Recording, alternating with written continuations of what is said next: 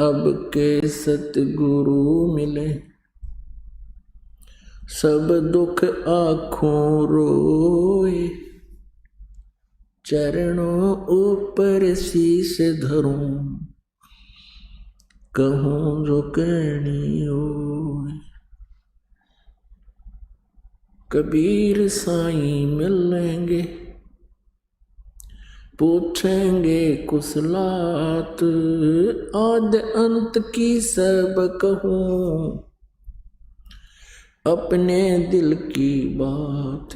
गुरु जी तुम न भूलियो, चाहे लाख लोग मिल जाएं, हम जैसे तुमको बहुत हैं, तुमसे हमको नहीं।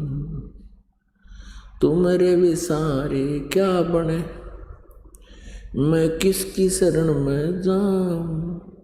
शिव बिरंच मुनि नारदों, तिनके हृदय ना समाऊं। अवगुण किए तो बहुत किए, अवगुण किए तो बहुत किए,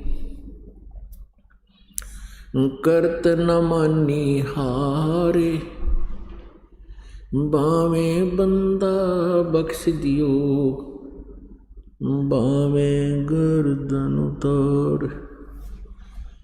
अवगुण मेरे बाप जी बख्शो गरीब निवाज, जो मैं पूत कपूत हूँ, बहुर पिता को लाज।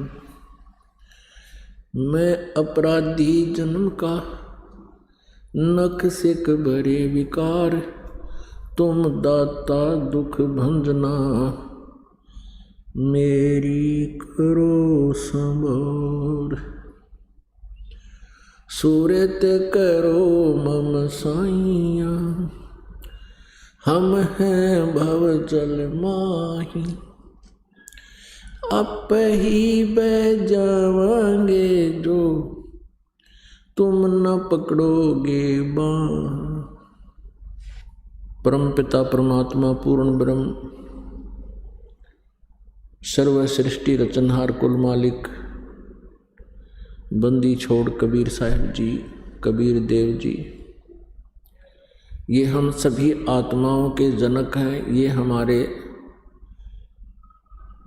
पिता हैं, ये हमारे हितैषी हैं। हम सभी आत्माएं अपनी गलती के कारण इस काल के जाल में फंस गए।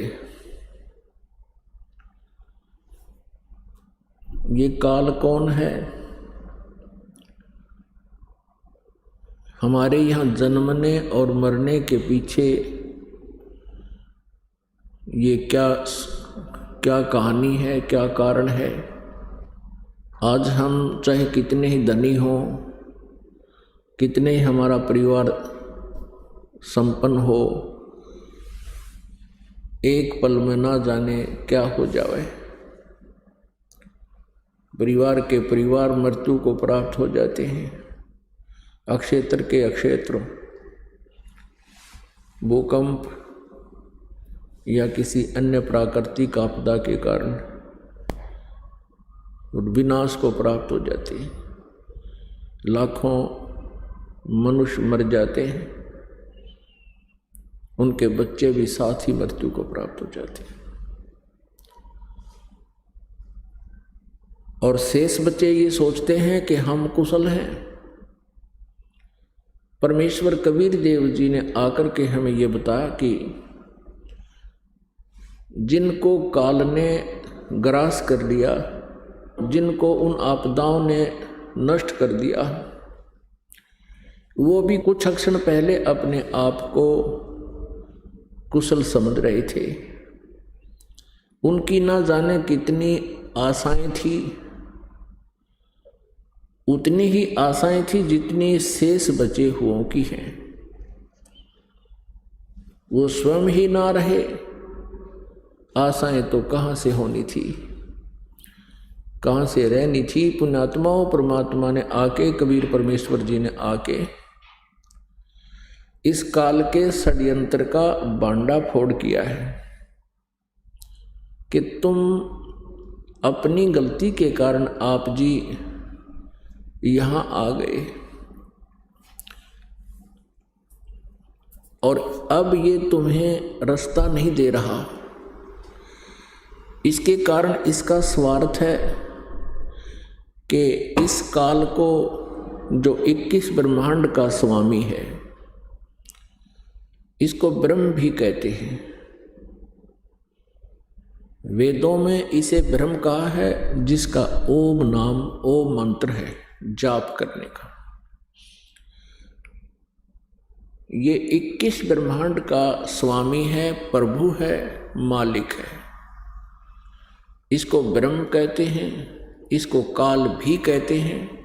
ये स्वयं भी श्रीमद् भगवत गीता अध्याय नंबर 11 के श्लोक नंबर 32 में कहता है कि अर्जुन, मैं बढ़ा हुआ काल हूं और अब इन सभी लोगों को नाश करने के लिए प्रवृत्त हुआ हूं। श्रीमद् भगवत गीता अध्याय नंबर 11 के श्लोक 21 में अर्जुन देख रहा है कि हे प्रभु, आप तो इन ऋषियों को भी खा रहे हो।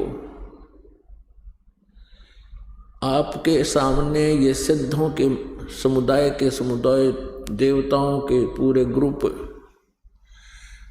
आपके सामने करबद्ध खड़े हैं और मंगल कामना कर रहे हैं, वेदों के स्तोत्रों से आपकी स्तुति कर रहे हैं और आपसे भीख मांग रहे हैं अपने जीवन की, अर्थात मंगल कामना कर रहे हैं। आप उनको भी खा रहे हो। तब 11वें अध्याय के 32वें श्लोक में ये काल कहता है, जो श्री ब्रह्मा, श्री विष्णु, श्री शिव जी के पिताजी हैं, ये काल कहता है कि मैं काल हूँ अर्जुन, मैं काल हूँ और इन सभी लोगों को, इन सभी सेनाओं को, इनका नाश करने के लिए अब मैं प्रवृत्त हुआ हूँ। अर्जुन देख रहा है कि कुछ देवता, कुछ व्यक्ति आपकी जाड़ों में लटक रहे हैं, कुछ आपके मुंह में समा चुके हैं। ये काल कौन है? श्री कृष्ण काल नहीं थे। श्री कृष्ण जी ने पहले कभी अपने आप को काल नहीं कहा। श्री कृष्ण जी ने उस गीता के ज्ञान के उपरांत, यानी महाभारत के युद्ध के उपरांत, अपने आप को कभी काल नहीं कहा, क्योंकि ये काल नहीं थे। ये सतोगुण भगवान विष्णु अवतार थे और विष्णु जी इतने शांति प्रिय सतोगुण युक्त हैं कि एक बार भृगु ऋषि जी ने भगवान विष्णु जी के सीने में लात मार दी थी। भगवान श्री विष्णु अर्थात श्री कृष्ण जी सतोगुण ने कहा था कि हे ऋषिवर, मेरा सीना वज्र जैसा सख्त है, आपके कोमल पैर को चोट तो नहीं आई। क्या वो महापुरुष जो इतना शांति प्रिय और इतना दयालु है, क्या वो काल हो सकता है? क्या वो अपने आप को काल कह सकता है? जिसको देखकर अर्जुन जैसे योद्धा भी कांप रहे हैं,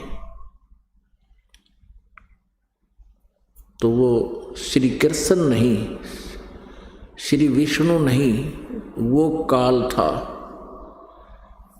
जो श्रीमद् भगवत गीता जी का ज्ञान श्री कृष्ण जी में प्रवेश करके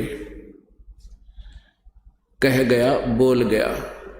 मुख यानी ये शरीर समझो एक यंत्र है, जैसे टेप रिकॉर्डर होता है, और टेप रिकॉर्डर में जो भी जैसी भी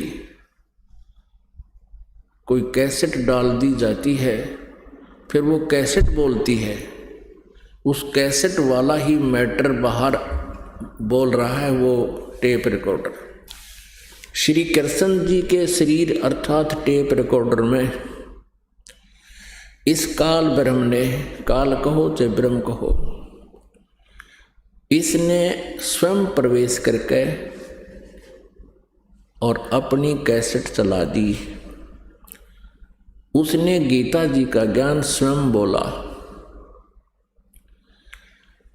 अपनात्माओं, तत्व ज्ञान किसे कहते हैं? जिसमें निष्कर्ष निकले, जिस ज्ञान के आधार से गूढ़ रहस्यों की जानकारी हो, उसको तत्व ज्ञान कहते हैं। आध्यात्मिक ज्ञान को समझने के लिए, जानने के लिए कुछ बातें हैं जिनका विशेष ध्यान रखना पड़ेगा। जैसे हमारे पवित्र सदग्रंथ हैं, पवित्र चारों वेद, ऋग्वेद, यजुर्वेद, सामवेद और अथर्ववेद, और 5वां वेद है सूक्ष्म वेद, जिसको गीता जी अध्याय नंबर 4 के श्लोक नंबर 32 में सच्चिदानंद घन ब्रह्म की वाणी कहा है, ब्रह्मणे मुखे कहा है। ब्रह्मणे मुखे माने सच्चिदानंद घन ब्रह्म के मुख से उत्तरित वाणी में, अर्थात उस सूक्ष्म वेद में कबीर वाणी में विस्तार से सब अनुष्ठान यज्ञों की जानकारी विस्तार से दी गई है। और वो तत्व ज्ञान है। उस ज्ञान को चौथे अध्याय के गीता जी के 34वें श्लोक में कहा है कि उस तत्व ज्ञान को जो सच्चिदानंद घन ब्रह्म की वाणी में विस्तार से कहा गया है, कबीर वाणी में, सूक्ष्म वेद में, उसको तत्वदर्शी संतों के पास जाकर समझ। वह ज्ञान श्रीमद् भगवत गीता जी से भी भिन्न है और वो कंप्लीट है, वो पूर्ण ज्ञान है, जिसको गीता ज्ञान दाता भी नहीं जानता। इसलिए उसने ये कहा है कि उस तत्व ज्ञान को, उस परमात्म ज्ञान को, पूर्ण परमात्मा की जानकारी को तत्वदर्शी संतों से पूछो। वो तत्व ज्ञान सूक्ष्म वेद और पवित्र 18 पुराण,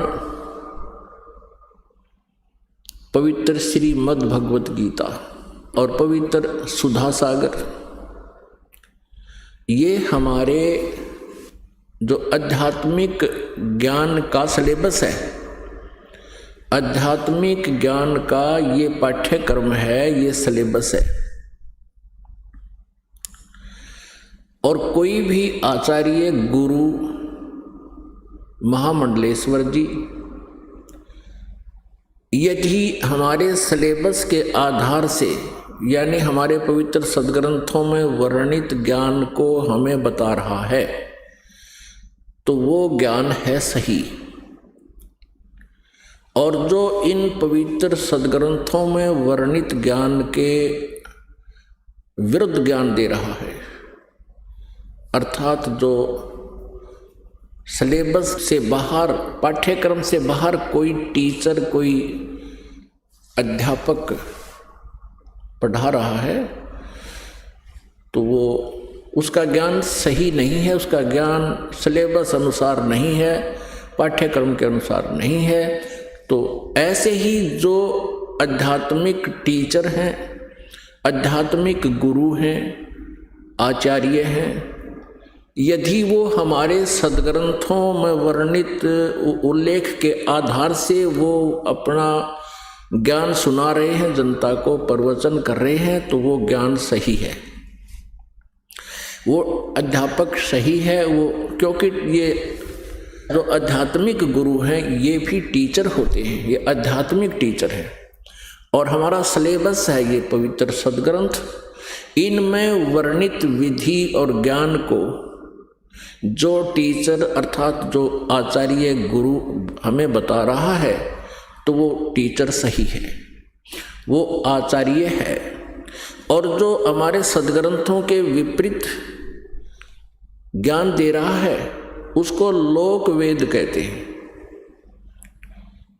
वो लोक वेद मीन उसका सेल्फ मेड दंत कथा, तो वो ज्ञान निराधार होता है।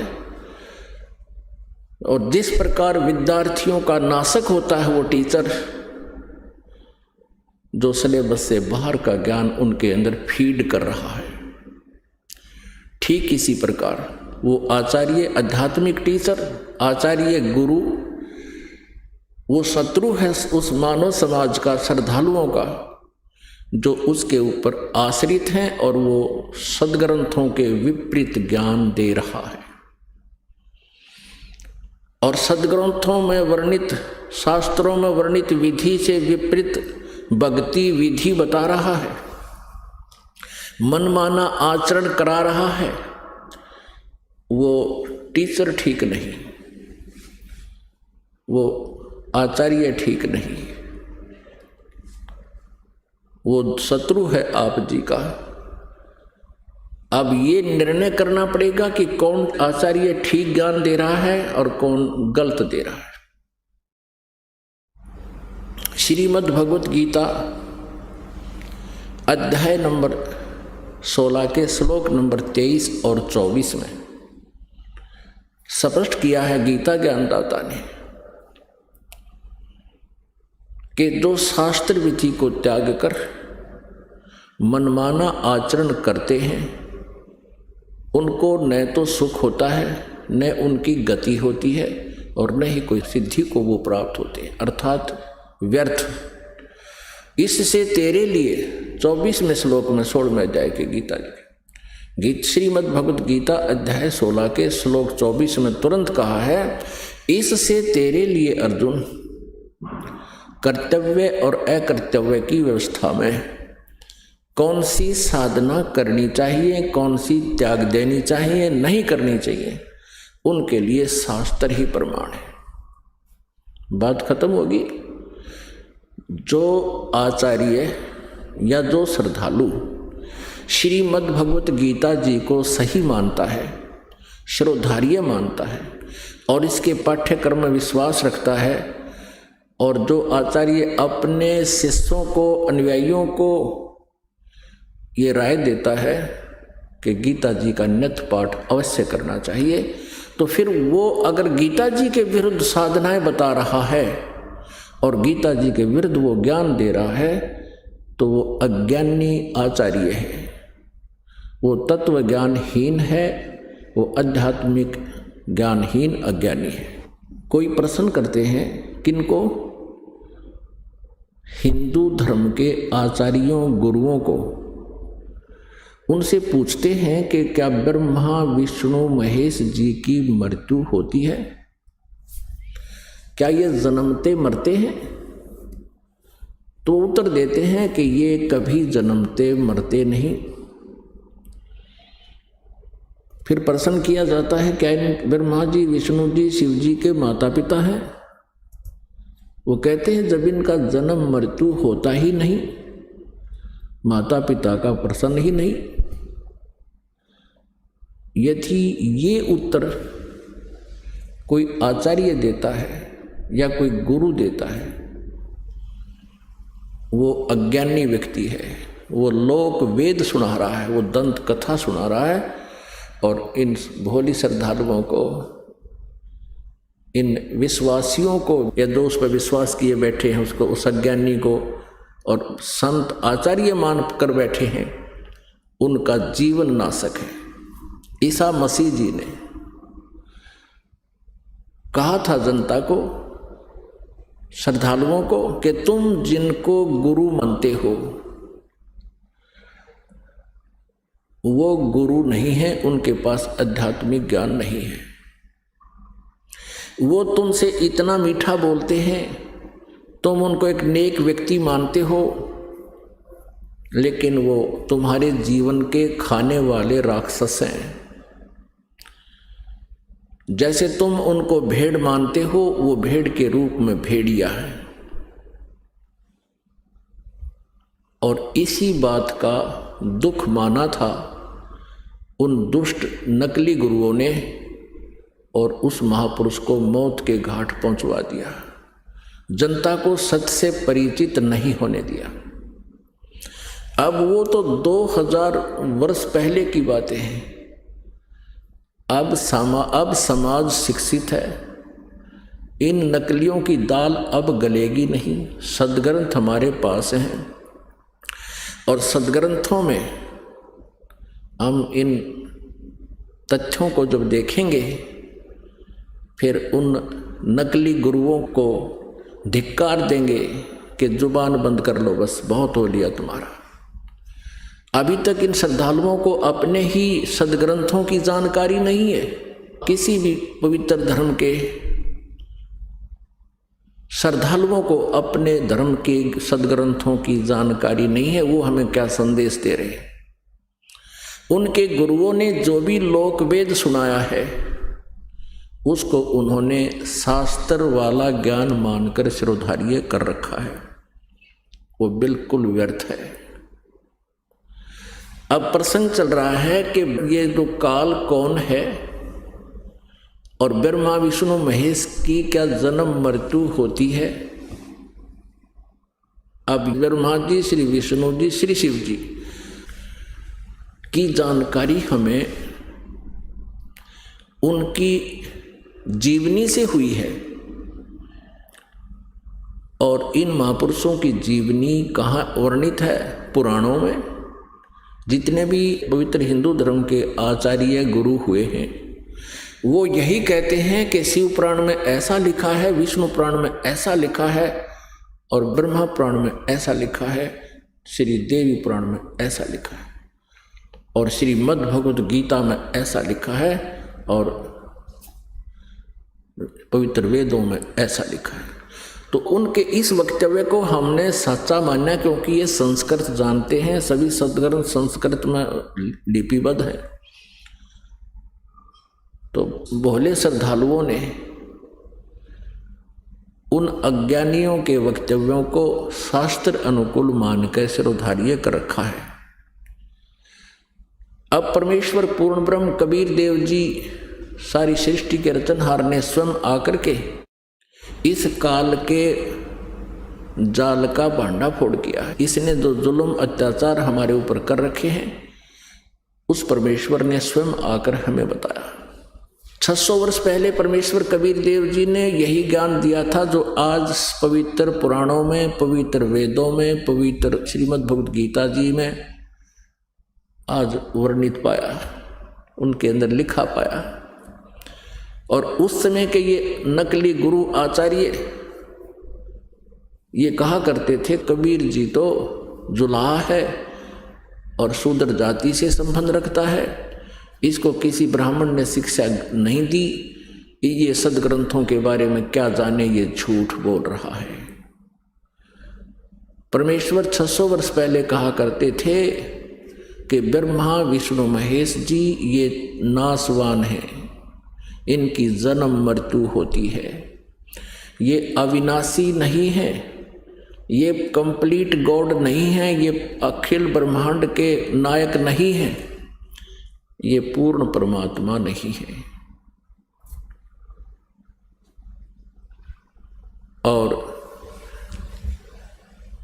इनकी साधना करने वाले संकटों से मुक्त नहीं हो सकते। तो उस समय इन परमात्मा के सतवचनों का इतना जोर शोर से विरोध किया, उन नकली गुरुओं ने जनता को भ्रमित कर दिया कि वह कबीर जुलाहा झूठा है, हमारे देवी देवताओं के बारे में ऊट पटांग बोलता है, उनका अपमान करता है। और परमेश्वर के पीछे हमें लगा दिया उन दुष्टों ने, हमें भी पाप का भागी बनाया और आप भी घोर पाप के भागी बने। वही ज्ञान जो 600 वर्ष पहले परमेश्वर कबीर देव जी ने बताया था, आज ये दास आपको परमेश्वर के ज्ञान को अपने सदग्रंथों से मेल करके रूबरू करा रहा है। और पुण्यात्मा जो अच्छी आत्मा है, बुद्धिमान है, वो तुरंत इसको समझ रहे हैं और इन नकली गुरुओं के जो है उद्देश्य से भी परिचित हो रहे हैं कि ये क्या चाहते हैं।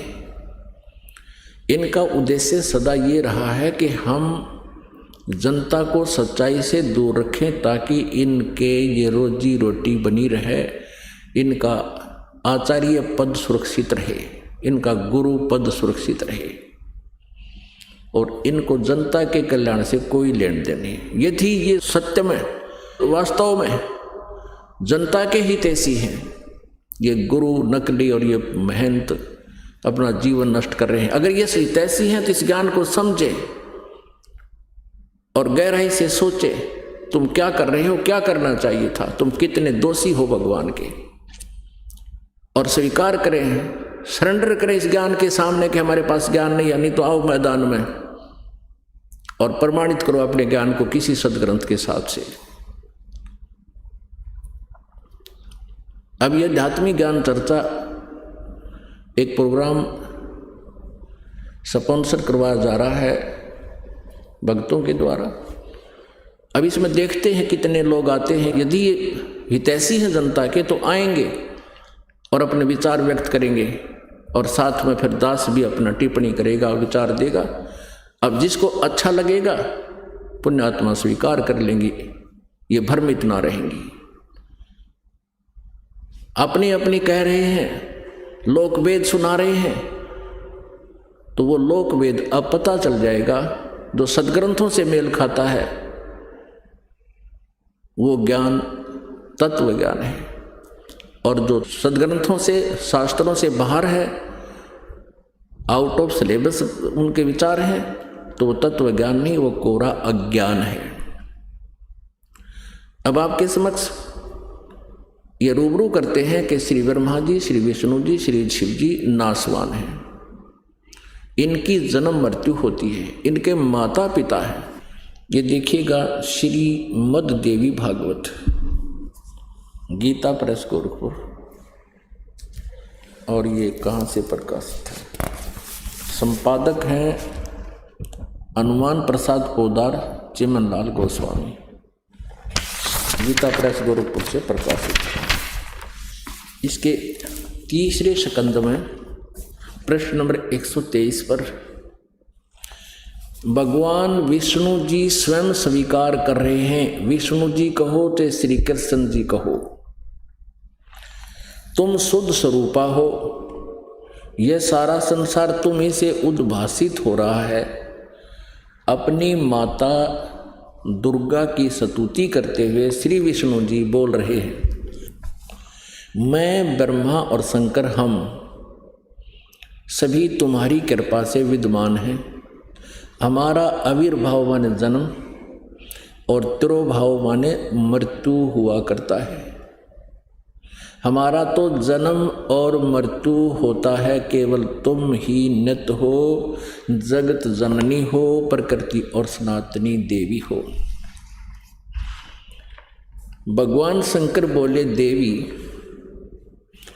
यदि महाभाग विष्णु तुम्ही से प्रकट हुए हैं, यानी तो आपसे जन्म हुआ है, तो उनके बाद उत्पन्न होने वाले ब्रह्मा भी तुम्हारे ही बालक हुए। फिर मैं तमोगुणी लीला करने वाला शंकर क्या तुम्हारी संतान नहीं हुआ? अर्थात मुझे भी उत्पन्न करने वाली, जन्म देने वाली तुम ही हो शिवे। संपूर्ण संसार की सृष्टि करने में तुम बड़ी चतुर हो।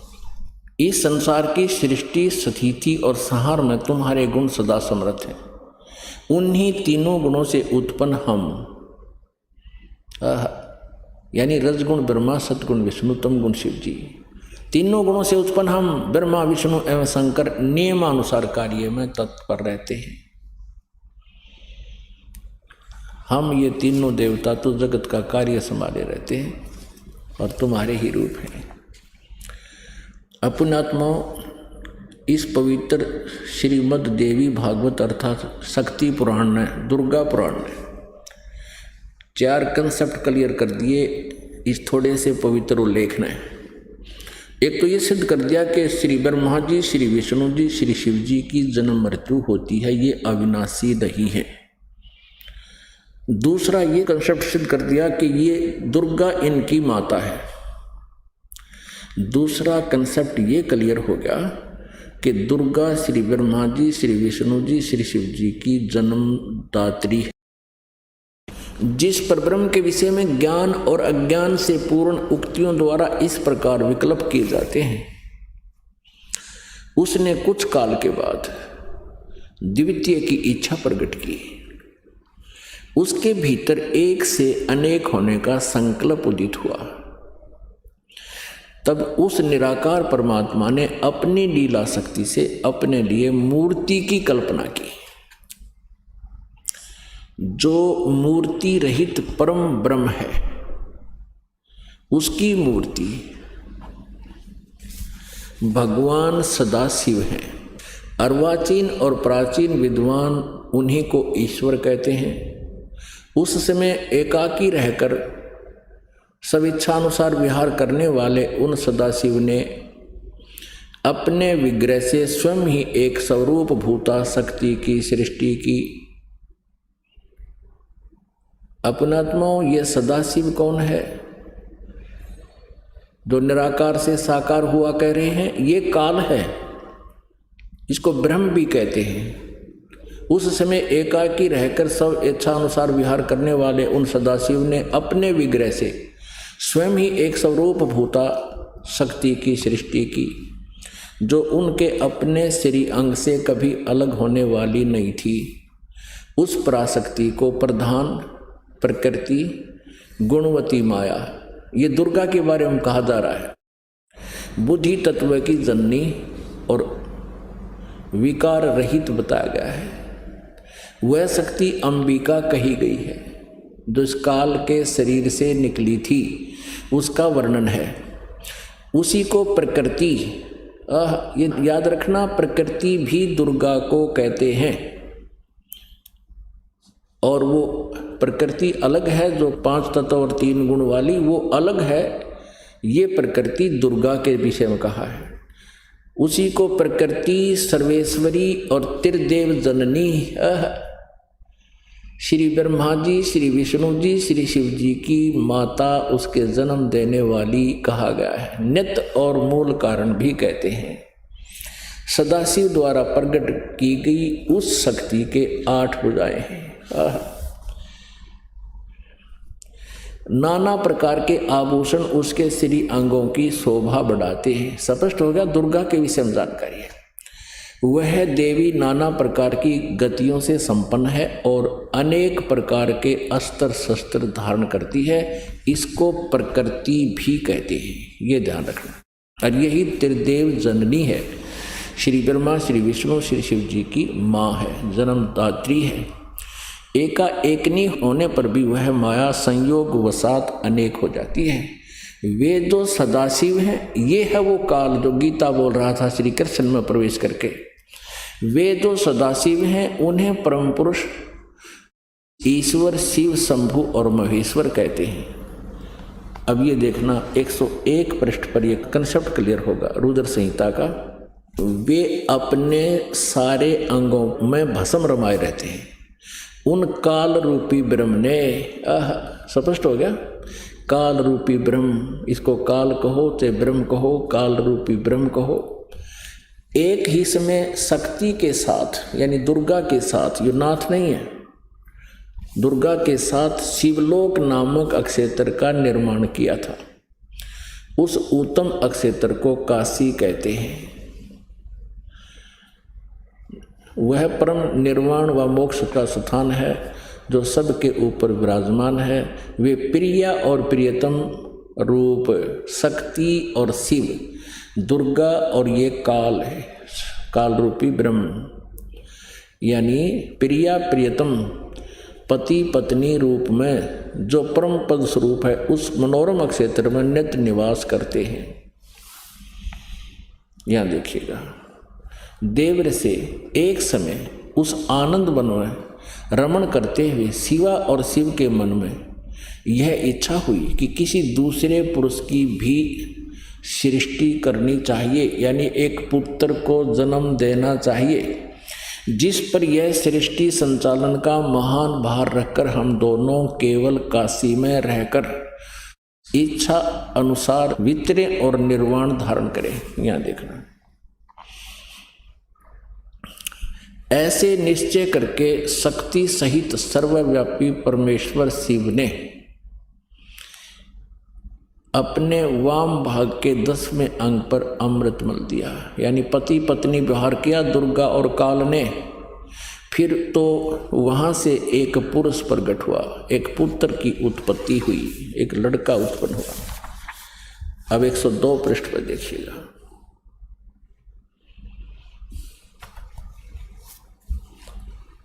संक्षिप्त शिवपुराण आप पढ़ रहे हैं,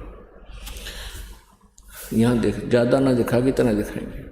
शिव ने कहा, वत्स, उस काल ने कहा विष्णु को, जो उसका पुत्र उत्पन्न हुआ, बेटा व्यापक होने के कारण तुम्हारा विष्णु नाम विख्यात हुआ। अब विष्णु के माता पिता स्पष्ट हैं। पवित्र शिव पुराण ने ये स्पष्ट कर दिया कि काल रूपी ब्रह्म, ये सदाशिव जिसको कहते हैं, ये दुर्गा का पति है। इन दोनों के संयोग से, पति पत्नी व्यवहार से विष्णु का जन्म हुआ। ये काल रूपी ब्रह्म और दुर्गा विष्णु की माता है। स्पष्ट हुआ। ये है रुद्र संहिता अध्याय नंबर 6 में। अब 7वां अध्याय रुद्र संहिता का ये कंसेप्ट क्लियर करेगा, ये स्पष्ट करेगा कि ब्रह्मा की उत्पत्ति भी दुर्गा और काल से, सदाशिव अर्थात काल रूपी ब्रह्म से और इस दुर्गा से हुई। ये देखिए 103 पृष्ठ है और ये रुद्र संहिता का ये 6वां अध्याय यहाँ समाप्त हो गया। ये 7वां शुरू होता है। ब्रह्मा जी कहते हैं देवरसे,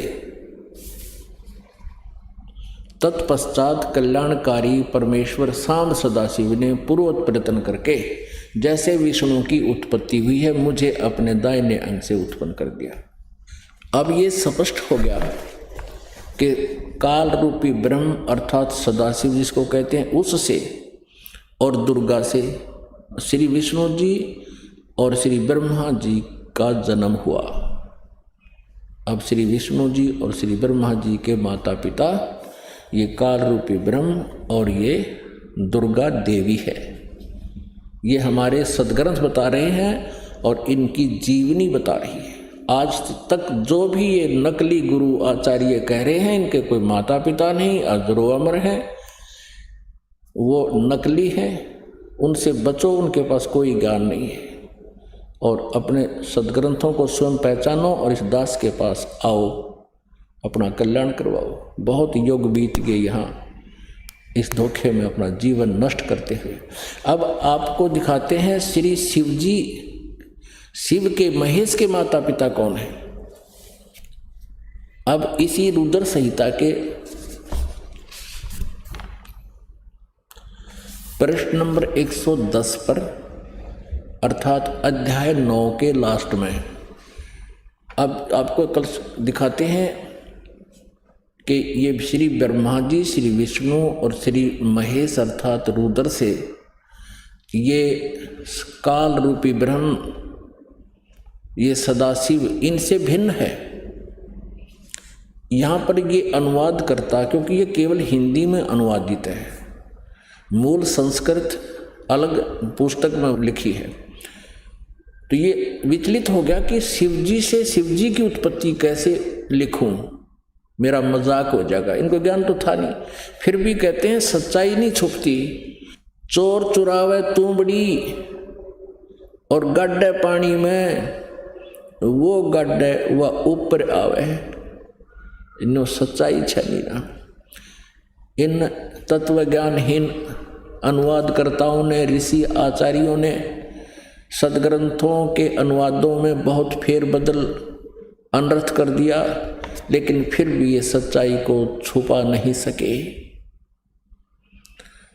ये श्री ब्रह्मा जी, श्री विष्णु जी, श्री शिव जी को अजरो अमर मानकर लोकवेद के आधार से इन पवित्र सदग्रंथों का अनुवाद करने लगे। जो श्री शिव जी के परम भक्त आचार्य थे, उन्होंने शिव पुराण का अनुवाद करना शुरू किया। तो उन्होंने कोशिश की कि श्री शिव जी को तो कम से कम हम नायक सिद्ध कर सके, तमोगुण शिव को, लेकिन नहीं कर सके। अब देखिएगा, ये रुद्र संहिता अध्याय 9 के लास्ट में श्री शिव पुराण में गीता प्रेस गोरखपुर से प्रकाशित है, वही पुस्तक चल रही है। रुद्र संहिता संक्षिप्त शिव पुराण पृष्ठ 110 पर, इस प्रकार ब्रह्मा, विष्णु और रुद्र इन 3 देवताओं में गुण हैं, परंतु शिव गुणातीत माने गए। अपनात्मा ये श्री ब्रह्मा जी, श्री विष्णु जी और श्री महेश कहो चाहे रुद्र कहो, यहाँ पर ये रुद्र शब्द महेश के लिए है। और इनसे अलग है इनका पिता, ये शिव सदाशिव काल रूपी ब्रह्म, ये काल रूपी ब्रह्म है। अब ये स्पष्ट 4 हो गए, 1 2 3 और ये चौथा, ये इनसे नारा है। अब फिर दिखाते हैं इसी पवित्र शिव पुराण में, ये देखिएगा, एक बार श्री विष्णु जी तथा श्री ब्रह्मा जी में इस बात पर विवाद हो गया। ब्रह्मा जी कहते हैं मैं सारी सृष्टि का जनक हूँ और विष्णु जी का भी मैं ही उत्पत्ति करता हूँ। अज्ञान आधार से ब्रह्मा जी ऐसे बोले विष्णु जी को। विष्णु जी ने कहा कि नहीं, मैं सबका मालिक हूँ, मैं ही सबका जनक हूँ और ब्रह्मा जी मेरी नाभि से उत्पन्न हुए हो, तुम अपने आप को जगत कर्ता नहीं कह सकते, तुम मेरे पुत्र हो। ब्रह्मा जी कहता है तुम मेरे पुत्र हो, विष्णु जी कहते हैं तुम मेरे पुत्र हो, मैं तुम्हारा जनक हूँ। इस बात पर विवाद हो गया। उनके विवाद का निपटारा करने के लिए इस काल रूपी ब्रह्म ने, सदाशिव ने, काल ने, इनके पिता ने, इनके बीच में एक तेजो में पिलर खड़ा कर दिया जो शिवलिंग नाम से जाना जाने लगा। अब इन्होंने विवाद तो बंद कर दिया। अब ये असमंजस में पड़ गए कि इतना लंबा ये स्तंभ कहाँ से आ गया। फिर ये काल रूपी ब्रह्म ये सदाशिव यानी शिव रूप में प्रकट हो गया। ये कैसे छल करता है ये ब्रह्म, ये काल रूपी ब्रह्म। ये किसी को तो श्री ब्रह्मा जी का रूप दिखा देता है, किसी को श्री विष्णु जी के रूप में प्रकट हो जाता है और कहीं पर ये शिव के रूप में, अपने पुत्र शिव के रूप में प्रकट हो जाता है। इसलिए अभी तक ये आचार्य लोग, ये ऋषि महर्षि सभी भ्रम में पड़े रहे, ये समझ नहीं सके। ये कहते रहे कोई विष्णु जी को सर्वेश्वर बताता रहा, कोई शिव जी को, कोई ब्रह्मा जी को।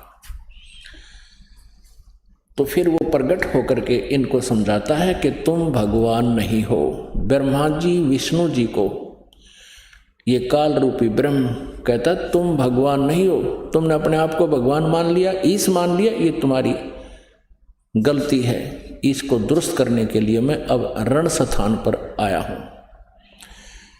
अपनात्मा, अब ये है गीता प्रेस गोरखपुर से प्रकाशित। अब आपको दिखाते हैं जिसमें मूल संस्कृत भी विद्यमान है, उससे ये कंसेप्ट क्लियर होगा जो दास करना चाहता है। ये देखिएगा शिव महापुराण हिंदी टीका सहित भाग 1, ये कहाँ से छपा है?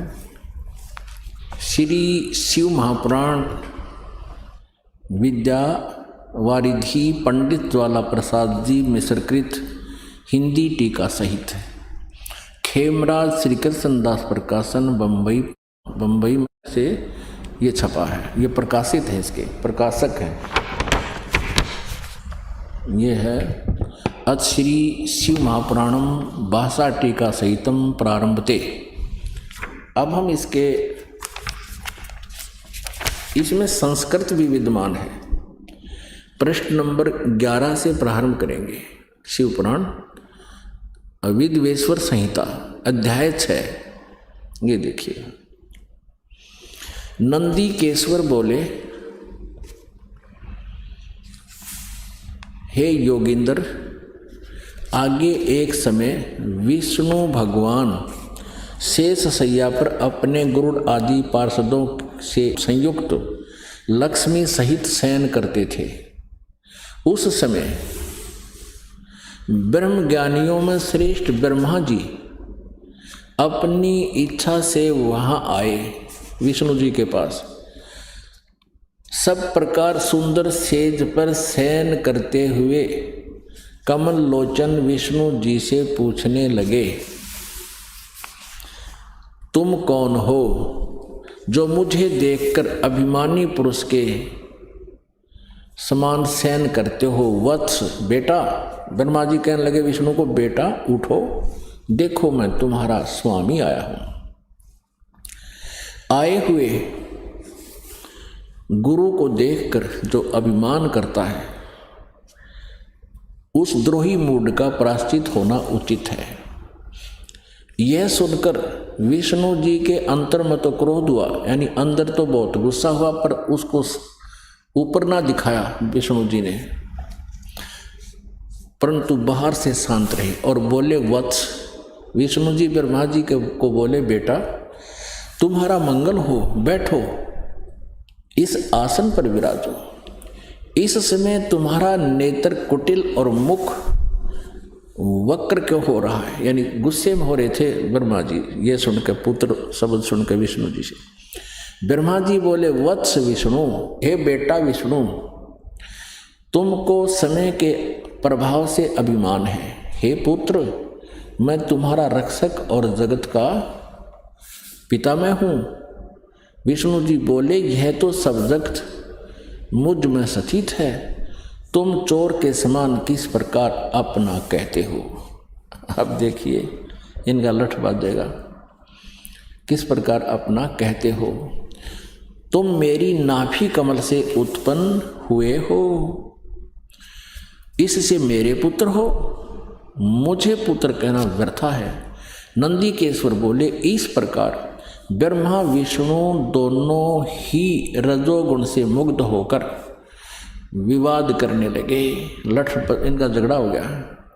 मैं श्रेष्ठ हूँ, मैं स्वामी हूँ, ऐसा कहकर एक दूसरे को मारने की इच्छा से युद्ध करने में उत्सुक हुए। आगे देखो, तब ये तो लड़ने लगे ब्रह्मा और विष्णु जी थे, और हमारे देवताओं का चरित्र देखो। तब संपूर्ण देवता विमान में बैठकर उस महाअद्भुत युद्ध देखने को चले आए, और आकाश में उनके ऊपर फूल बरसाने लगे। वारे देवताओं, अपने आत्माओं, हमारे देवताओं का कैरेक्टर देखो। यदि दो व्यक्ति आपस में झगड़ा कर रहे हों तो देव पुरुषों का, अच्छे व्यक्तियों का कर्तव्य बनता है कि उनका बीच बचाव करके उस जुल्म से बचाए उनको। और हमारे देवता क्या कर रहे हैं? ऊपर से फूल बरसा रहे हैं, शाबाश, लड़ो मर के, मरो लड़के। अरे तेरा गजब भैया। पुण्यात्मा विचार करो, हम किसको क्या समझ रहे थे? परमेश्वर स्वयं आए थे, कबीर देव जी, उनके ज्ञान को जो आज दास उजागर कर रहा है, 600 वर्ष पहले उन अज्ञानी ऋषि महर्षि गुरुओं ने दबा दिया था, ऊपर नहीं आने दिया, क्योंकि जनता अशिक्षित थी। अब परमात्मा ने दया बख्शी अपने बच्चों को शिक्षित किया और फिर इस सदग्रंथों के गूढ़ रहस्य को आपके समक्ष रूबरू इस दास से करवाया।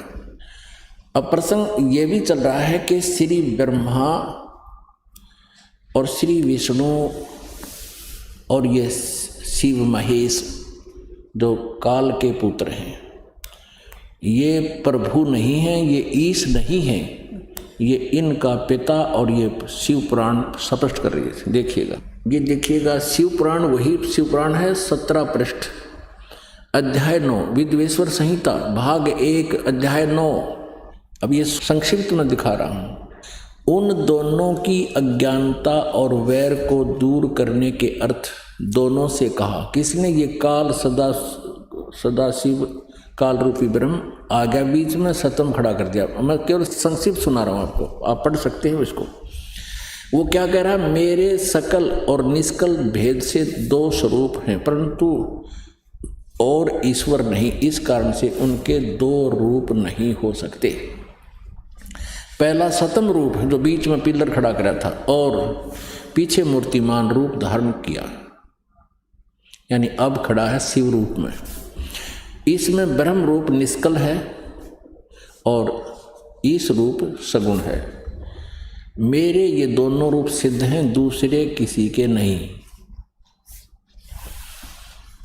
हो सकते। इस कारण तुम दोनों ने ब्रह्मा और विष्णु जी से कह रहे हैं उनके पिता काल अथवा दूसरों को, तुम दोनों को अथवा दूसरों को ईश्वर तव की प्राप्ति नहीं हो सकती।